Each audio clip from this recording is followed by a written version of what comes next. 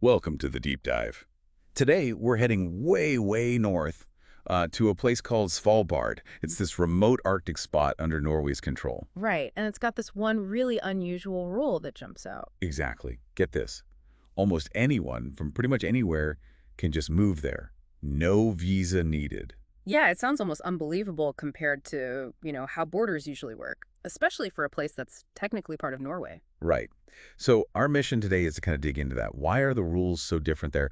What's life actually like on Svalbard? Okay, let's unpack this. Okay, so first, location. Think really far north. We're talking halfway between the Norwegian mainland and the North Pole itself. Wow. So proper Arctic conditions. Oh, absolutely. We're talking vast icy islands, glaciers. It's the land of polar bears, the northern lights, the midnight sun in summer, but also serious remoteness. And not many people, I gather. Hardly any. Just over 2,500 residents, mostly clustered in a couple of main settlements like Longyearbyen. And the environment must just dominate everything. I read about like mid-over 30 Celsius winters, months of total darkness. Yep, that's the reality. It's extreme. And you mentioned polar bears earlier. They are a very real presence. They roam freely across the islands. Okay, so that links into the rules. Right. Right, because while getting in might sound easy. Exactly. That open door policy stems partly from this old treaty, the Svalbard Treaty from 1920. It gave citizens from signatory countries equal rights to fish and work there. But it's broader now. Even people from countries not on the treaty can go. That's how it works in practice, yes. Yeah. You don't need a visa or refugee status. But, and this is the crucial part, there's a massive condition. The catch. Let me guess. Money. Pretty much, you absolutely must be self-sufficient. There's no welfare system, no safety net like you'd find in mainland Norway or, well, most places. So if you run out of funds or can't find work? The governor can ask you to leave. You need to prove you can support yourself. It's this stark kind of freedom tied directly to your ability to survive financially there. And survival isn't just about money. With those polar bears wandering around. Right.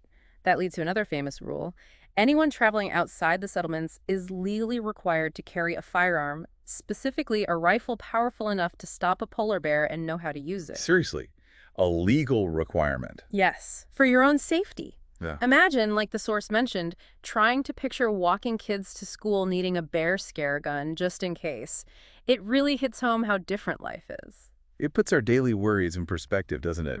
So who actually chooses this life? This mix of like freedom and extreme conditions? It's a really diverse bunch, actually. People from dozens of countries. There's a significant Russian population in a town called Barentsburg, a legacy of coal mining. Lots of Thai people working in Longyearbyen, too. And I suppose scientists, miners, adventure guides. Yeah. People drawn to the Arctic. Exactly. Researchers, people in tourism, miners still, and yeah, just folks looking for something totally different, even YouTubers documenting the lifestyle. Okay, now there's another rule I read about that sounds, well, bizarre. The idea you can't be born or die there. Huh. Yes, it sounds strange, but it's practical. There aren't any maternity wards equipped for births. So pregnant women have to leave. They fly to mainland Norway, usually Tromsø, weeks before their due date. And similarly, for dying, burials aren't allowed. Why not? Permafrost.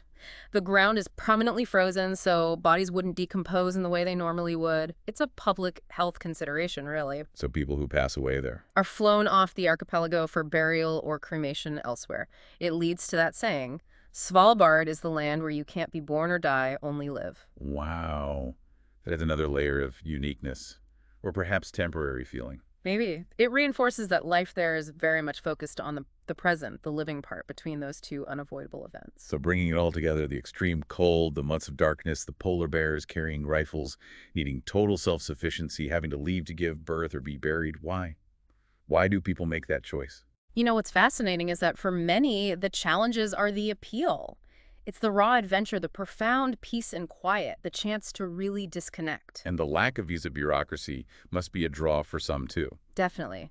That ease of entry is a factor. It attracts independent, resilient types who maybe value that kind of raw freedom over comfort or predictability.